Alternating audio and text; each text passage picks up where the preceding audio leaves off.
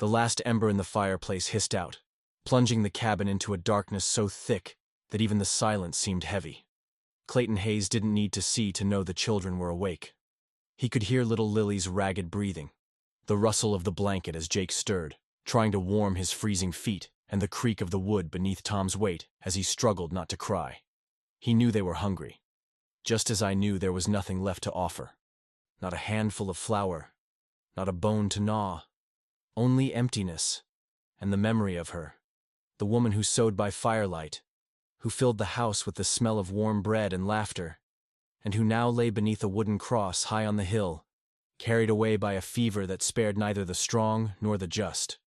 His fingers, thick and calloused, gripped the empty holster. It wasn't the first time death had visited him, but it was the first time it had taken something that couldn't be avenged with a bullet. Hunger was a silent enemy, slowly gnawing at his insides, making his children's eyes shine with fear instead of joy. He stared at the shadows where life had once been, and felt his anger burn brighter than the cheap whiskey that had tried to drown the pain the night before.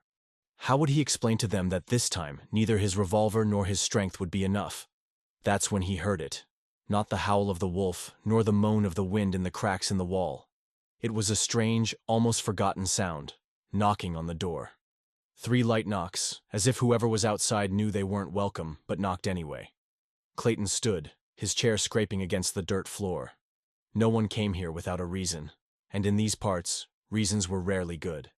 He flung open the door, ready to slam it shut in anyone's face, but what he saw froze him. A woman, wrapped in a threadbare shawl, her dark hair plastered to her face by the melting snow. In her arms, a bowl of soup, steaming like a promise. She didn't smile, didn't ask permission. She simply held the food out to him, and the smell, of onions, of meat, of something reminiscent of home, invaded the cabin, betraying his own hunger. "We don't need handouts," he spat, his voice hoarse from the silence. But the woman didn't move. Her deep brown eyes met his, and Clayton saw something he hadn't expected. It wasn't pity, nor fear. It was understanding, as if she knew exactly what it was like to lose everything and still rise. "It's not charity," she replied, her voice firm despite the tremor in her hands. "It's just soup." And then, without waiting for an invitation, she entered. The door creaked open, and the night chill invaded the cabin like an unwelcome guest, bringing with it a scent long since absent. The warm aroma of food. Clayton hesitated, his fingers still gripping the doorknob, as the woman crossed the threshold without waiting for an invitation. She was neither tall nor imposing, but she carried with her a presence that seemed to fill the emptiness of those rooms, abandoned by fate. The shawl that wrapped her was patched in several places, and her boots, worn from use, left melted snow marks on the dirt floor. But it was her hands that drew attention, rough, marked from hard work, but sure as she placed the bowl of soup on the table. Smoke rose in spirals, dancing in the dim candlelight, and for a moment, it was as if time had stopped. The children, who until then had been huddled in the corner, motionless like frightened baby animals, looked up. Their eyes, previously dull with hunger and despair, now shone with a spark of curiosity. Lily, the youngest, was the first to react. With a timid movement, she approached the table, her bare feet leaving barely perceptible footprints on the floor. Her little finger pointed at the bowl, and her half-open mouth leaked a trickle of saliva, a sign that her body still remembered what it was to have hope. Jake, always the most suspicious, remained where he was, but his eyes never left the stranger, as if trying to decipher her intentions. Tom, the oldest, was the most resistant. He crossed his arms over his thin chest and leaned against the wall, observing everything with a look that no longer belonged to a child. It was the look of someone who learned too early that the world was not a kind place. Clayton felt his chest tighten, not because of the woman's presence, though that alone was enough to unsettle him, but because of the way his children reacted to her. It was as if, in mere seconds, this stranger had awakened something in them he could no longer grasp. A spark of life where there had been only ashes. He watched her as she knelt before Lily, offering a piece of bread she'd taken from her shawl pocket. The girl hesitated, looking to her father for permission, and Clayton, without knowing why, nodded slightly. That was all it took. Lily dipped her hands into the bowl, and the sound of the warm liquid being sipped echoed through the cabin like a forgotten song. "Eat slowly, little one," the woman said, her voice low and comforting, like a blanket woven with words. "You don't want to burn your tongue." Lily didn't hear. Or if she did, she didn't care. She continued to devour her soup with a heartbreaking urgency, while her brothers slowly approached, drawn by the smell and the promise of something other than pain. Clayton felt a lump in his throat. How long had it been since they'd eaten like this? How long had it been since he'd seen his children act like children, not like tiny shadows of themselves? "Her name is Clara," the woman said, as if guessing his thoughts. "And I'm Martha." Martha. A simple, common name, but it sounded strange in those four corners, as if it didn't belong in that place of silence and painful memories. Clayton didn't answer. He didn't ask where she'd come from, or why she'd chosen to knock on his door that particular night. Maybe because, deep down, I already knew the answer. Sometimes, life, or what was left of it, wasn't about choices, but about what fate thrust our way when we least expected it. Martha stood and, without asking permission, walked over to the nearly extinguished fire. With precise movements, she rekindled the embers, blowing gently until a faint flame danced among the twigs. Then she pulled from her shawl a package Clayton hadn't noticed before. Inside were more bread, a piece of cheese, and an apple. Nothing fancy, but enough to make Jake's eyes sparkle. She distributed the food among the children, always with the same calm, as if she were doing something she'd done 1,000 times before. And perhaps she had. Perhaps she was one of those souls whom life had wounded so much that all she could do was be kind to the hurts of others. "You shouldn't be here," Clayton finally said, his voice hoarse, as if the words had been stuck in his throat for too long. "It's not safe. Not for you." Martha looked at him, and for the first time, Clayton saw something in her eyes that wasn't just sadness. It was determination. A quiet stubbornness, like someone who had already made a decision and wouldn't back down. "I know," she replied, unfazed. "But it's also not safe to let children go hungry." He wanted to argue, to tell them they didn't need his charity, that he was still capable of caring for his own. But the words died before they could come out. Because for the first time in months, Clayton found himself facing a truth he couldn't deny. He couldn't handle it. Not alone. And worse than the hunger or the cold was the weight of what wasn't said, what his children didn't dare ask, but which he saw in their eyes every night. "What if you leave us too?" Martha approached the children, helping them settle near the fire. Her voice was a steady murmur, telling a story, perhaps about a faraway place, or a time when life wasn't so cruel. Clayton couldn't quite hear, but he could see the effect her words had. Lily, who hadn't smiled in weeks, was now chuckling softly, her eyes shining with the magic of a story. Jake, always so reserved, asked questions, and Tom, the small adult, allowed himself to relax, as if, for a few minutes, he could just be a boy again. It was then that Clayton noticed the scars. Not the visible marks on Martha's skin, but the others. The ones only those who had lost everything could recognize. The way she looked at the children, as if she saw in them something she could no longer save within herself. The way her fingers trembled slightly as she passed the bread to Jake, as if she feared that at any moment, everything could be taken from her again. He knew that fear. He lived with it every day. "Why do you do this?" he asked finally, his voice quieter than he intended. Martha took a moment to respond.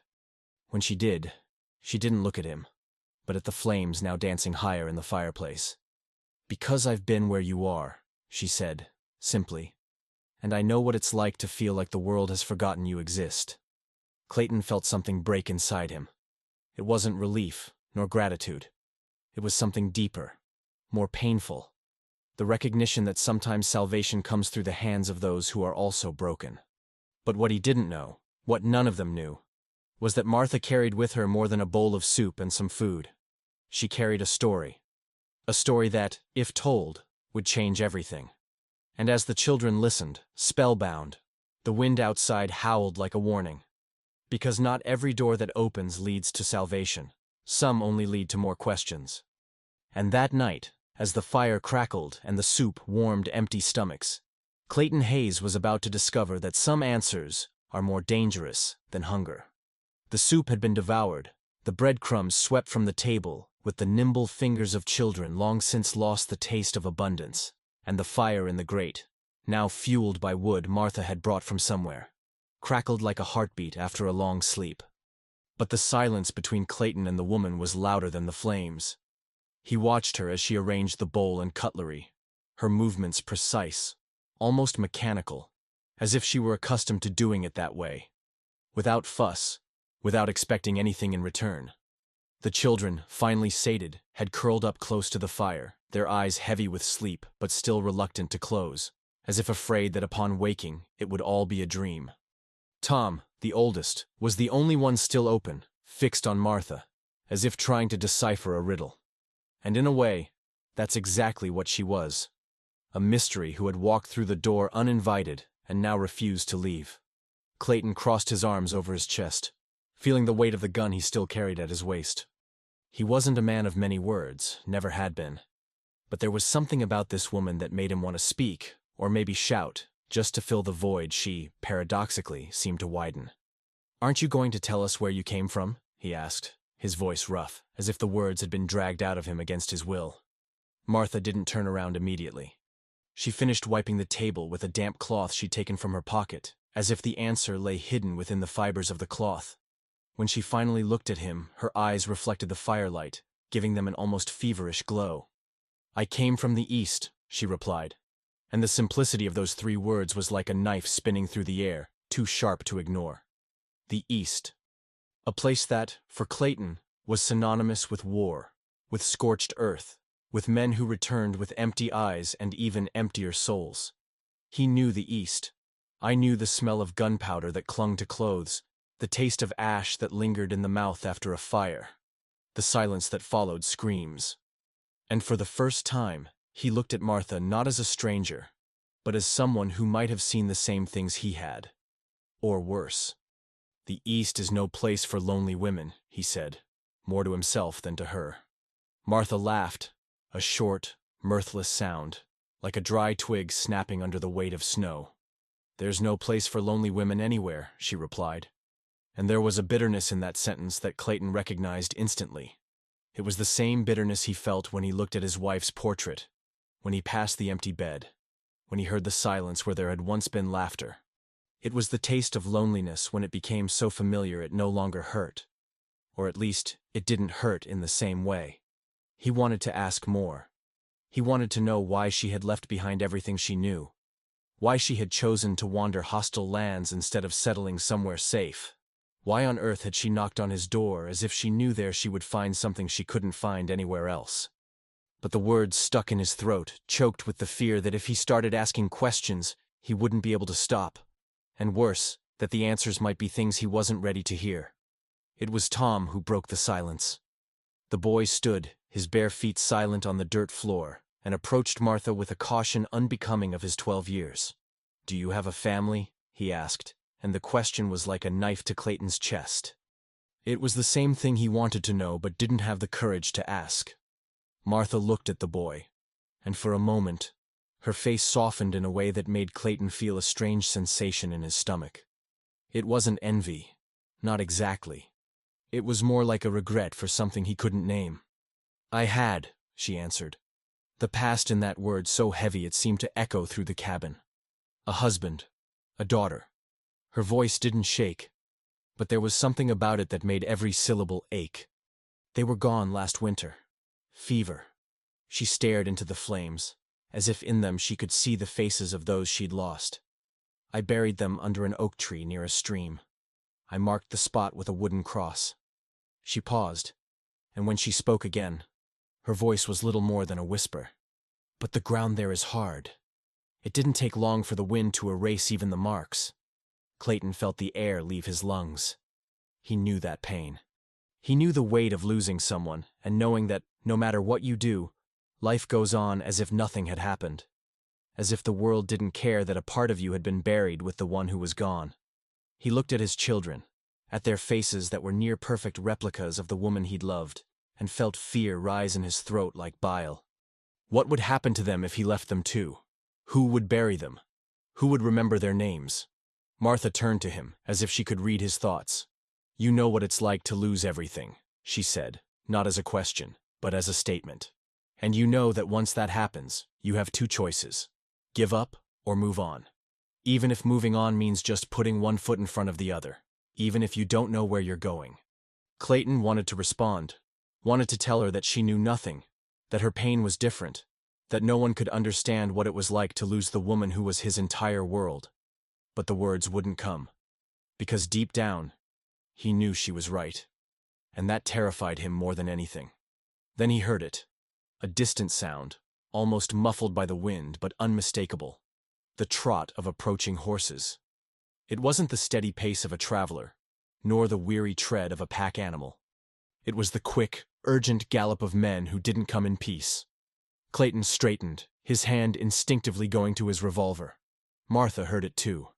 Her face closed, her eyes darkening like the sky before a storm. "They're not yours," she said, and there was a certainty in her voice that made Clayton's blood run cold. "How do you know?" he asked, but he was already moving, pushing the children behind the table, out of sight through the window. Martha didn't answer. Instead, she went to the door and turned off the lamp, plunging the cabin into darkness. Only the fire in the grate remained, casting dancing shadows on the walls, like ghosts from a past that refused to be left behind. "They're coming for me," she whispered, and the confession was like a shot in the dark. Clayton stared at her, feeling his anger rise like a wildfire. "Did you bring danger to my home?" he hissed, his voice low but filled with a fury that threatened to boil over. Martha didn't back down. Her gaze was steady, almost defiant. "I didn't know they were so close," she said. "But I'm not leaving. Not now." Clayton wanted to scream, wanted to throw her out, wanted to grab his children and run somewhere where the world couldn't reach them. But then he looked at Tom, at the way the boy held his little sister's hand as if it were the last shred of security he had left, and he knew he couldn't run. Not again. The horses were closer now.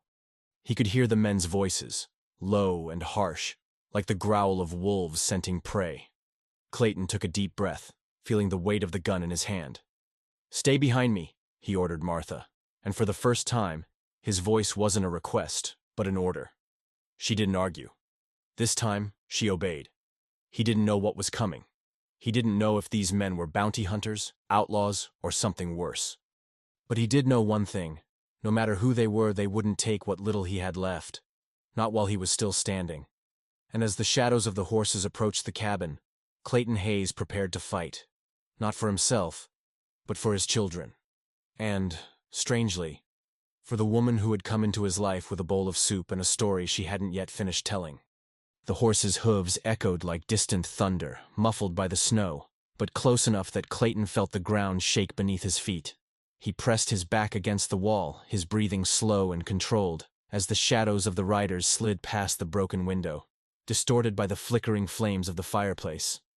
Martha crouched beside him, her fingers tightening around Lily's arm, who, despite her fear, made no sound.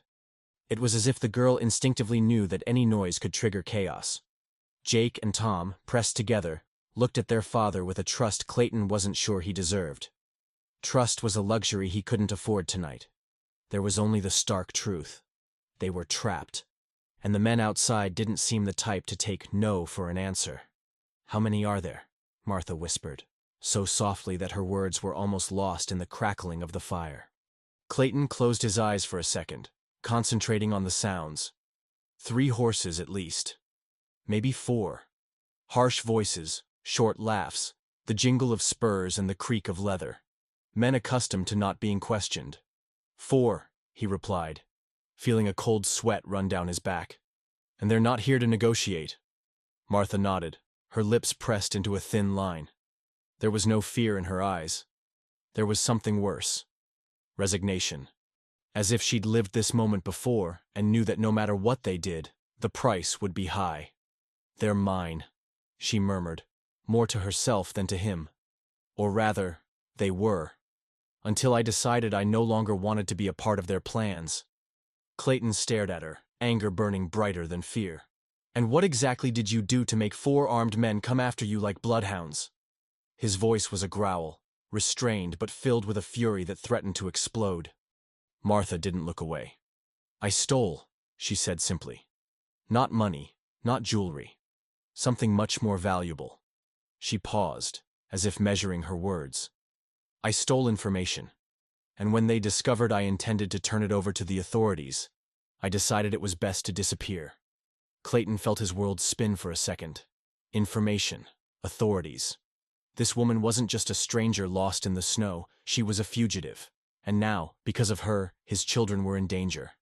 He wanted to shake her, scream, demand that she leave and take this problem with her. But then he heard Lily's muffled cry, the tremble in Jake's jaw, and he knew there was no turning back. They were all in the same boat, sinking together. Do you have a plan? He asked, his voice hoarse. Martha looked at the children, and for a moment her face softened. I always have a plan, she replied. But this time, I need your help. Before Clayton could respond, a deep voice cut through the silence of the night. We know you're in there, Martha. The tone was jovial, almost friendly, as if they were exchanging greetings in a saloon. We're not going to hurt anyone. We just want what's ours. Clayton felt his muscles tense. That voice, that false tone, made him nauseous.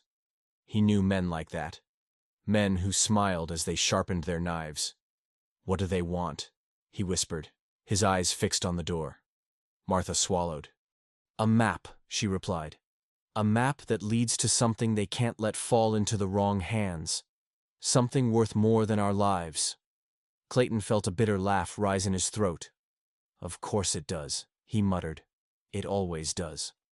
Outside, the men began to dismount. Heavy footsteps approached the door, and Clayton knew there was no more time. He looked at Martha, and for the first time, he didn't see a stranger. He saw an ally. A woman who, like him, had already lost everything and yet refused to give up. Stay with the children, he ordered, gently pushing her toward the darkest corner of the cabin. And don't leave, no matter what. Martha opened her mouth to protest, but Clayton was already moving. In 2 long strides, he reached the door and flung it open before the men had time to react. The cold snow pelted her face, and the glow from the fireplace illuminated the surprised faces of the 4 knights. 3 of them wore dark cloaks, their hats pulled low, hiding their eyes. The 4th, however, had his face exposed. A man with a scar on his chin, a crooked smile, and a revolver that gleamed in the firelight. Good evening, gentlemen, Clayton said, his voice calm, almost friendly. It seems you've lost your way. The scarred man laughed, a guttural sound that held no amusement. We're not lost, Cowboy, he replied, his finger itching the trigger. We're exactly where we need to be.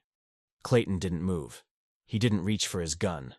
He gave no sign that he was armed, because sometimes the best way to win a fight was to make your enemy think you'd already given up.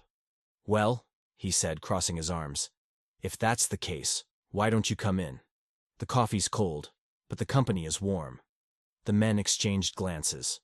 The one with the scar hesitated, and Clayton saw doubt flash in his eyes. It was a dangerous game, a bluff that could cost him his life, but he had no choice. Know when, behind from him, 3 children and a woman who did not deserve to die were depending on his every word, his every gesture. For a second, the silence was so thick it felt like you could cut it with a knife. Then, the scarred man stepped forward, and Clayton knew that no matter how this night turned out, nothing would ever be the same again. The scarred man stepped forward, and the ground seemed to tremble beneath Clayton's feet. He could feel the sweat trickling down his back, the weight of his weapon at his waist, a reminder that at any moment, everything could fall apart. The other 3 knights followed their leader, their eyes narrowed, their hands close to their weapons, like wolves circling prey. Snow fell in thick flakes, shrouding the scene in an unreal silence, as if the entire world had held its breath. You're smarter than you look, Cowboy, the scarred man said, his crooked smile widening. But not smart enough to fool us. Clayton didn't respond. He didn't move. He knew that, at that moment, any sudden gesture could be the trigger for violence. So he remained motionless, his eyes fixed on the leader, as he calculated the distances, the possibilities, the chances of survival. He could see, out of the corner of his eye, Martha crouched in the dark corner of the cabin. The children pressed against her, their pale faces illuminated by the flickering glow of the fireplace. She didn't move, didn't make a sound, but Clayton could feel her presence as a silent force, a promise that, no matter what happened, she wouldn't leave the children alone. "Where is she, Clayton?" the man asked, and the use of his name was like a punch in the gut. He hadn't introduced himself. He hadn't given any clue as to who he was. This meant these men weren't just after Martha. They were after him too. And if they knew his name, they knew everything else. "I don't know what you're talking about," Clayton replied, his voice steady despite his heart pounding so hard he was sure everyone could hear it. The scarred man laughed, a dry, mirthless sound. "Don't mess with me, cowboy. We know Martha's here, and we know she has something that doesn't belong to her." He paused, his finger playing with the trigger of his revolver. "So, I'll give you a choice. Either you hand her and what she stole over to us, or we come in and take it by force. And believe me, you don't want us to come in by force." Clayton felt anger burn inside him, hot and destructive. He wanted to tell them that those men wouldn't get through the door, that he would kill them before they touched his children or Martha. But the words died in his throat, because he knew that if he started a fight, there would be no winners. Only blood, only more loss. And he had already lost too much. Then he heard it. A barely audible sound, like the rustling of fabric coming from inside the cabin. Martha. She was moving, not toward the door, not toward safety, but toward the table, where the bowl of soup still sat, now cold and forgotten. Clayton felt panic rise in his throat. What was she doing? She was going to ruin everything. You were going to give yourself away. You were going to sacrifice yourself. But then he saw it. Martha wasn't giving in. She was reaching for something. Something small, something that gleamed for a second in the firelight before disappearing in her hand. A piece of metal. A key, or maybe a pocket knife. Clayton wasn't sure. But whatever it was, she held it resolutely, her eyes fixed on him, as if trying to tell him something. Something important. "I have nothing to hide," Clayton said finally, forcing the words out. "If you want to come in, come in. But leave my children alone." The scarred man studied his face for a long moment, as if trying to decide if he was bluffing or not. Then, with a nod, he stepped forward, the other three following him like shadows. Clayton didn't move. He didn't back down. He knew that if he showed fear, he would be lost. So he remained where he was, his eyes fixed on theirs as they crossed the threshold, bringing with them the smell of snow and violence. Inside the cabin, the air felt heavier, denser. The men looked around, their eyes adjusting to the dim light, until they finally landed on Martha. She was standing now, the children behind her like a human shield. The scarred man smiled, a smile that didn't reach his eyes. "Martha," he said, as if they were meeting again at a dance, not in a cabin in the middle of nowhere, with everyone's lives hanging by a thread. "You've been hard to find." Martha didn't respond. She didn't smile. She showed no emotion. She just continued to hold the object in her hand, her fingers tight around it, as if it were the only thing keeping her upright. "What have you done, Martha?" the man continued, his voice now harder, more threatening. "You stole something that wasn't yours, something that belongs to no one but us. And now you're going to give it back to us. Or else, well," he let the threat hang in the air, like a blade about to fall. Clayton felt anger and fear mix within him, a storm threatening to explode. He couldn't let those men take Martha. Not after everything. Not after she had brought light to his home, to his children, to him. But he also couldn't let them hurt his children. Not again. It was then that Tom moved. The boy, who had remained motionless until then, stepped forward, placing himself between Martha and the men. His face was pale, but his eyes burned with a determination unbelonging to a child. "Leave her alone," he said, his voice shaky but firm. "She didn't do anything wrong." The scarred man laughed, a cruel, merciless sound. "Oh, but she did, boy. She did. And now, you'll all pay for it." The scarred man raised his revolver, pointing it directly at Tom, and the world seemed to stop. The silence that followed was so thick, Clayton could hear his own blood pounding in his ears. He saw the fear in his son's eyes, but he also saw something else. A courage that shouldn't have existed in one so young. A courage he himself had lost long ago.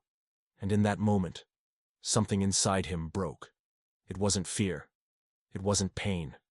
It was the last barrier that kept him from being the man his children needed him to be. With a swift movement, Clayton pulled the revolver from his waistband and fired. The shot echoed through the cabin like thunder, and the scarred man recoiled, his shoulder bloodied, his face contorted with surprise and fury.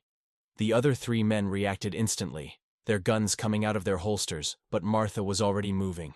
With a scream that was half rage, half despair, she launched herself at one of them, the object she had been holding, a sharp pocket knife, embedding itself in the man's arm. He howled in pain, and the revolver fell from his fingers, hitting the floor with a metallic clang. Chaos ensued. Clayton didn't have time to think. He acted on instinct, on a primal need to protect his people. He fired again, this time hitting a second man in the leg, who fell to his knees with a scream. The third, however, was prepared. Before Clayton could react, he felt a sharp pain in his arm, as if struck by lightning. The revolver slipped from his fingers and he recoiled, stumbling into a chair, as the man advanced, his face distorted with fury. It was then that Tom acted. With a scream, the boy launched himself at the man, grabbing his arm with a strength that surprised everyone. The man flinched, and Martha, without hesitation, took advantage of the distraction. With a swift movement, she grabbed the revolver that had fallen to the ground and fired. The shot hit the man in the shoulder, and he recoiled, cursing, while Tom backed away, eyes wide, chest heaving. For a moment, everything stood still. The men were wounded, but not defeated. There was still hatred in their eyes, still a will to fight. But then, from outside, came a sound that changed everything. The gallop of more horses approaching. Not 4, not 3, many. And they were coming fast. The scarred man, even bruised, still managed to smile. "Looks like the party's just beginning," he said, his voice hoarse but triumphant. Clayton felt despair rise in his throat. They had no ammunition left. They had no strength left. They were cornered, and now more men were coming to finish what those 4 had started. But then Martha did something unexpected. She turned to Clayton, her eyes shining with a determination he'd never seen before. "Trust me," she said. And before he could respond, she lunged for the door, throwing it wide. Icy wind rushed into the cabin, and snow swept in like a wave, covering the ground. Martha stepped out, her hands raised in surrender. "Wait!" she shouted, her voice piercing the wind. "I have what you want!" The horses stopped. The men dismounted, weapons drawn, but their eyes fixed on Martha. She stood alone in the snow, something shining in her hand. A small object, but one that seemed worth more than all their lives combined. "The map," she said, holding it aloft. "This is what you want, isn't it? Then come and get it. But leave them alone." The men hesitated. They looked at each other uncertainly. The scarred man, even wounded, still tried to maintain control. "Martha," he said, his voice a growl. "You know we can't leave them alive. They've seen our faces. They know who we are." Martha didn't back down. "Then kill me," she replied, her voice firm. "But let them go. They have nothing to do with this." The silence that followed was almost unbearable. Clayton, still inside the cabin, felt his heart pounding so hard it felt like it would burst. He wanted to run outside, he wanted to fight, he wanted to do anything to protect Martha, but he knew that if he did, all would be lost. So he remained where he was, watching, waiting, praying. Finally, the scarred man nodded. "Fine," he said, and there was a venom in his voice that made Clayton's blood run cold. "Give us the map, and they can go." Martha didn't hesitate. She tossed the object into the snow, and one of the men hurried to pick it up, examining it with eager eyes. Satisfied, the scarred man nodded to the others. "Let's go," he said. "Leave them." The men mounted their horses, carrying the wounded man with them. But before they left, the leader looked at Martha, and there was something in his eyes that Clayton would never forget. It was hatred. It was promise. It was the certainty that this wasn't over. "Until next time, Martha," he said, and then they were gone, leaving behind only footprints in the snow and a silence that seemed to scream. Clayton ran outside, grabbing Martha by the arms, as if to reassure himself that she was still there, that she was still alive. "Why did you do that?" he asked, his voice breaking.